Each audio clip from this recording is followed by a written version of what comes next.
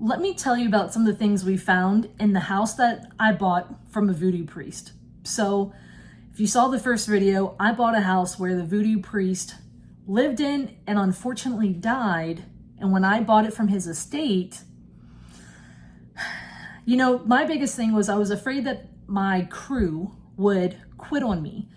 One, it smelled pretty bad. So again, toward the end of his life, he was living alone and failing health. He couldn't let his dogs out or the bird to go to the bathroom, clean the cage. So there was just a lot of animal feces. Between that and some other things, you know, the guy did die in the house. It didn't smell so great, which happens. Plus it had been, you know, vacant, you know, stuff like that, you know, it starts to smell. So as my guys cleaned it out, here are some of the things they found. First of all, they found his diary. And I told them, oh, hell no, pun intended, I do not want to know what's inside of that. Because at the end of the day, I don't want that being welcomed in my life. So I had no interest. I said, I don't want to hear anything.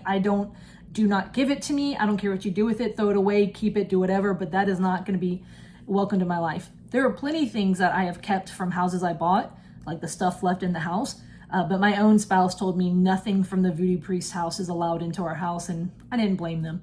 We just didn't want to kind of cross that. So that was crazy. They also found some Nazi sympathizing materials. There was lots of different religious relic from different religions. Everything from, a lot of it was Catholic based, stuff that was in different languages, but not just Catholicism. There's some other stuff as well. They also found some vintage pornography, some Playboys. But then when the guys, they told me that when they finally did the math on how old the woman would be today, they then got less interested and maybe even grossed out. So funny how that was. But they found a lot of different things. I mean, there was, you know, taxidermy stuff, a lot of religious texts, things along those lines. So that's the story of how I bought a house from a voodoo priest and his estate. And man, that was an interesting one. But I'm always thankful. It keeps me on my toes. Never a dull day in real estate.